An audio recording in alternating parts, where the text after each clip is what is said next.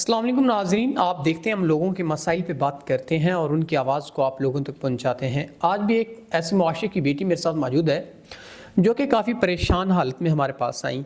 तो आइए उनके जो भी मामलात हैं उनको जानने की कोशिश करते हैं और आप तक पहुंचाते हैं। अस्सलाम वालेकुम। वालेकुम अस्सलाम। अच्छा बहन, मुझे बताइएगा ज़िंदगी के क्या मसले मसाइल हैं, क्या परेशानियाँ हैं जिनकी वजह से आप परेशान हैं? जी बिल्कुल, ये बहुत मसाइल और मुश्किलात का सामना करना पड़ रहा है। मैं और मेरी बहन दो अकेली थी। हमारा कोई सहारा नहीं था, वालिदैन बहन भाई और कोई भी नहीं था। वालिदैन की भी वफ़ात हो चुकी थी तो हम दोनों ही थे। तो बहन मेरी काफ़ी ज़्यादा बीमार रहती थी, बहुत ज़्यादा उसकी मतलब मुश्किल थे वो सरवाइव करना। तो मैंने उनके इलाज के लिए कर्ज़ा लिया था, तो उनका इलाज होता रहा, लेकिन वो इस दुनिया में नहीं रही और चली गई मुझे छोड़ के अकेले ही।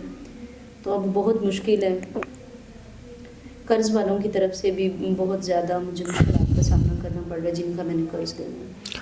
नाज़रीन, हमारे पास मुआशरे की ऐसी सताई हुई बेटियाँ जिनके मसले मसाइल कुछ फाइनेंशियली इश्यूज़ होते हैं, वो आती हैं और उनके मसाइल को हम आप लोगों तक पहुंचाते हैं। और मैं अक्सर अपने चैनल के थ्रू आप लोगों तक एक पैगाम देता होता हूं कि निकाह को आम करें, ना कि ज़ना को। ज़ना गुनाह कबीरा है और निकाह सुन्नत रसूल है, आप सुन्नत रसूल को अपनाएं। तो बहुत सी ऐसी बहनें जो निकाह का पैगाम लेके आती हैं, तो मैं अपने भाइयों के लिए एक मशवरा देता हूं कि आप जो निकाह का पैगाम लेके आता है, आप निकाह के तरीके से उस बंदे को डील करें और उनके साथ निकाह करें ताकि मुआशरे से इस बुराई को ख़त्म किया जा सके। तो बहन, अगर कोई ऐसा सिंसियर पर्सन जो आपके तमाम तर मामलात ज़िंदगी को बेहतर तरीके से हल कर सकता हो, आपका मुहाफ़िज़ बन सकता हो, आपको अपनी इज़्ज़त बना सकता हो, तो आपका क्या ख़्याल है, आप उनके साथ निकाह के लिए तैयार हैं?